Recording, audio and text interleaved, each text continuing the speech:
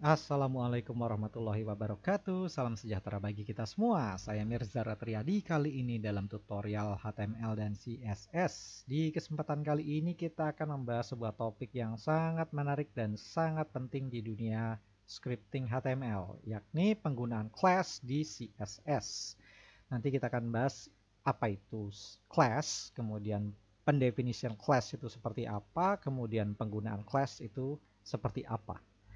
Oke, jadi yang namanya class di CSS itu adalah sebuah cara untuk mengelompokkan beberapa elemen tertentu atau memisah-misahkan elemen-elemen tertentu sesuai dengan kebutuhannya masing-masing.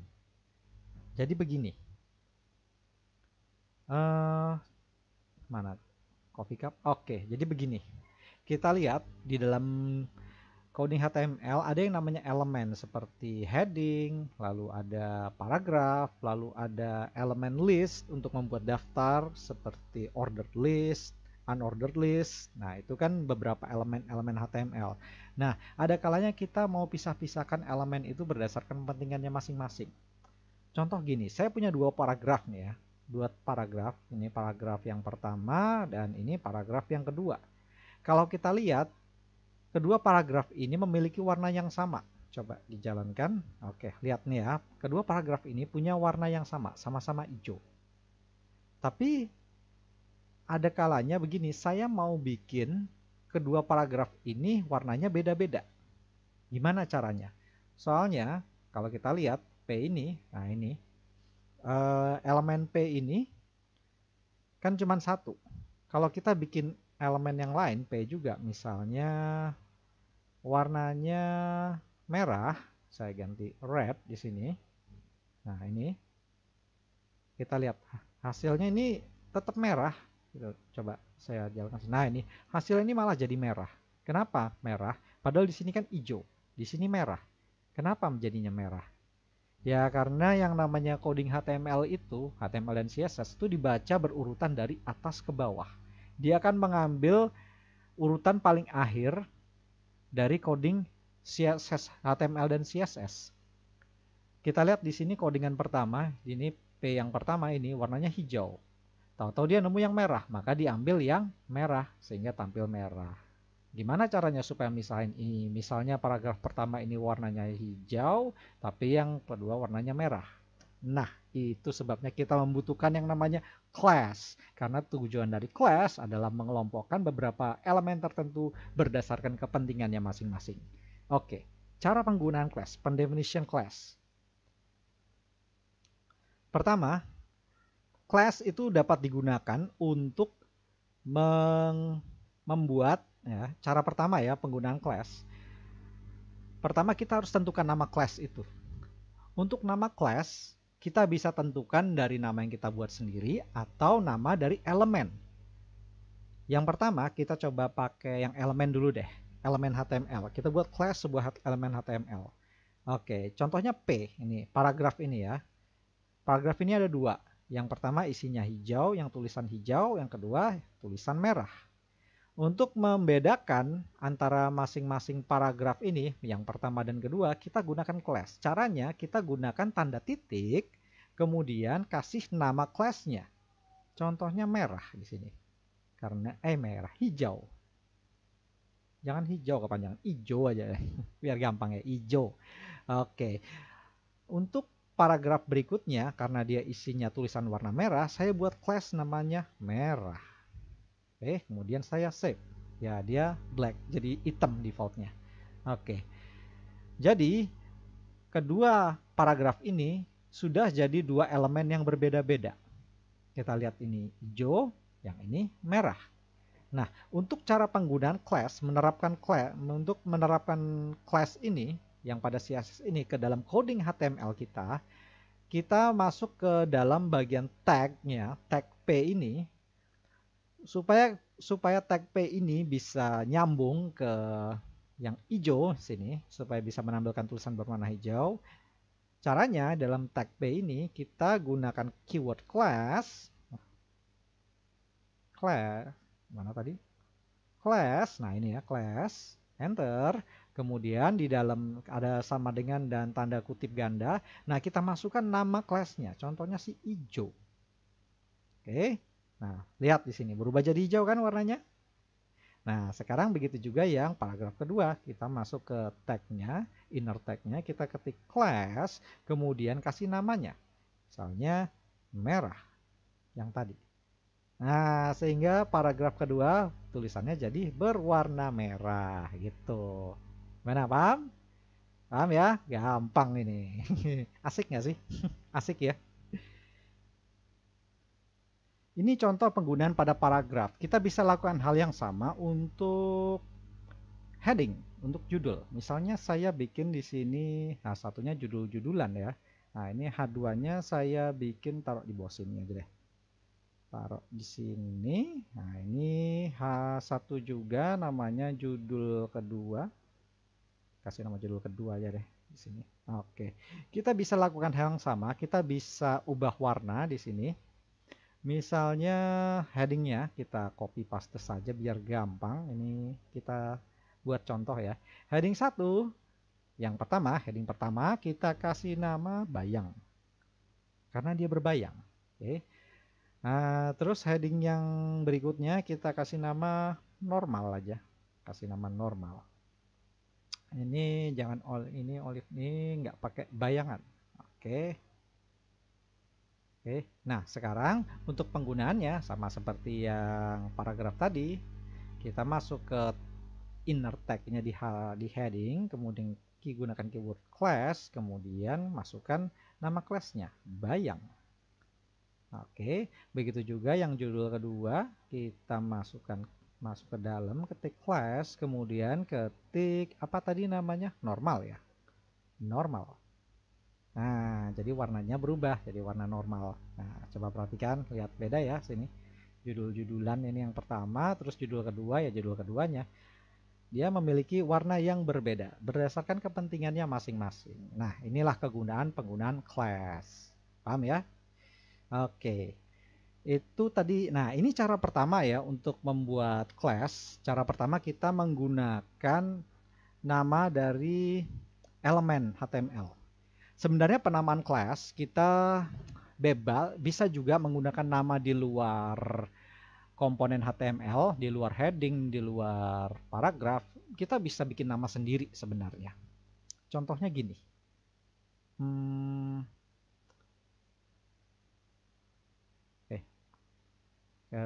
contohnya gini. Saya buat sebuah class baru, namanya contoh. Oke, untuk membuat nama kelas baru yang di luar nama elemen HTML, kita gunakan tanda titik di depannya. Oke, titik kemudian contoh 1. Ya, seperti biasa kita buat kurung kurawal dan di dalamnya ada propertinya yang harus kita ubah. Jangan contoh deh. Contohnya saya bikin ini aja lah. Tulisan merah. Terus di sini bawah ada tulisan hijau.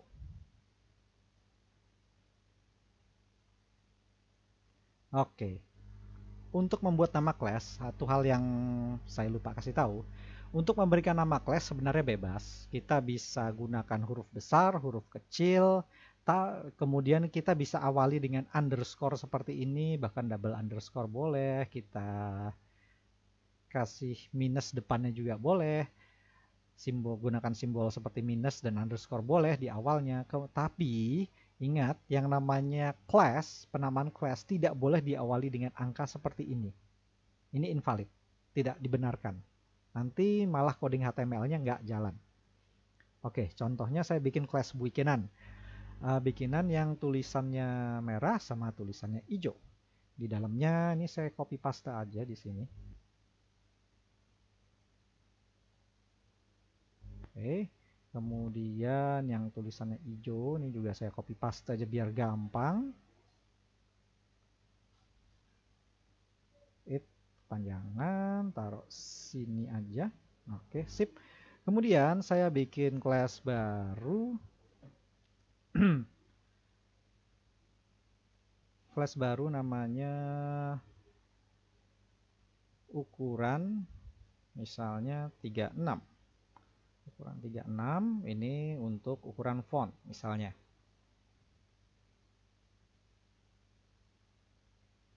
Font size 36 pixel. Oke, ukuran 36. Oke, sekarang untuk menggunakan class seperti ini gampang, sama seperti tadi. Kita kembali ke codingan HTML. Nah, di sini kita di bagian ini kita ganti aja namanya di sini. Jadi tulisan hijau. Nah, ini ada nih di sini tulisan hijau sehingga warnanya hijau. Nah, di sini kita ganti tulisan merah. Ini mah judul ya. Salah. Oke, di sini kita ganti tulisan merah. Nah, ini turunin aja biar nggak kagok. Oke. Nah, sehingga teks yang di paragraf pertama warnanya hijau, teks paragraf kedua warnanya merah. Gitu. Gampang ya penggunaannya? Gampang banget. Oke. Kalau class itu bisa digabung. Enaknya ya kalau kita pakai class itu bisa digabung. Contoh saya punya class namanya ukuran 36. Sini ya. Ini untuk mengubah text size ukuran teks itu menjadi 36 pixel. Nah, jadi kita lihat di sini, kita bisa menggabungkan class sebenarnya di dalam tag paragraf ini. Baik di dalam tag paragraf atau di dalam tag ya, judul bisa. Untuk menambahkan sebuah class yang lain, contohnya si ukuran 36 ini, gampang, kita kasih spasi di sini. Misalnya ini paragraf pertama deh.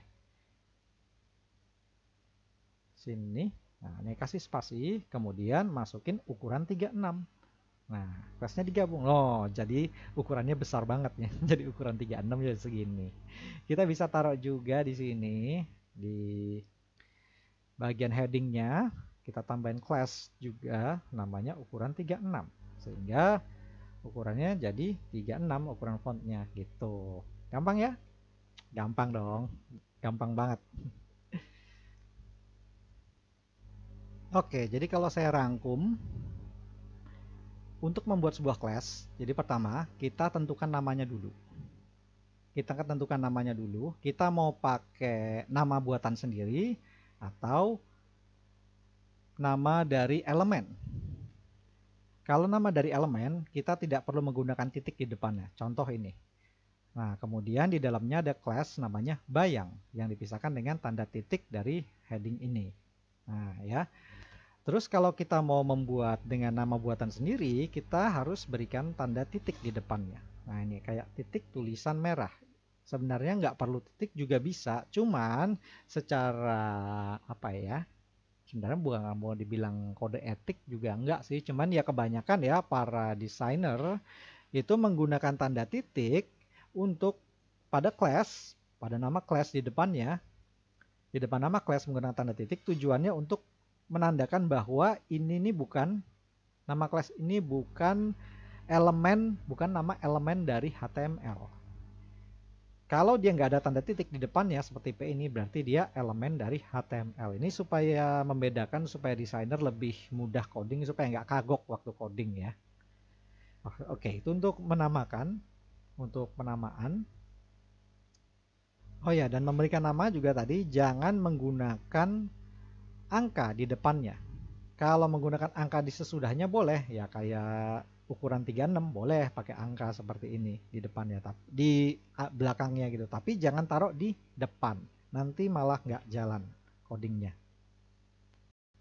Nah, setelah class-nya jadi, untuk penggunaannya kita tinggal masukkan ke dalam elemen-elemen tag yang ada di coding HTML. Contoh yang di heading ini, kita gunakan keyword class sama dengan kemudian tanda petik ganda, baru diikuti dengan nama kelasnya. Apabila nama kelasnya ada lebih dari satu, kita menggunakan kelas yang lain juga, gunakan tanda spasi untuk memisahkan kelasnya. Paham ya? Paham dong? Gampang banget ini. Oke, kalau emang gampang, Silakan Anda coding sendiri, silakan Anda utak-atik supaya Anda lebih lancar dan lebih paham. Oke, berarti di kesempatan kali ini kita sudah bahas yang namanya class di CSS. Tadi kita sudah bahas apa itu class, kemudian pendefinisian class pada CSS, dan penggunaan class pada coding HTML. Oke, kalau begitu dari saya kali ini cukup sekian. Mohon maaf apabila ada kekurangan. Semoga penjelasan saya dapat berguna. Jangan lupa subscribe kalau berkenan. Sampai jumpa di lain kesempatan dan wassalamualaikum.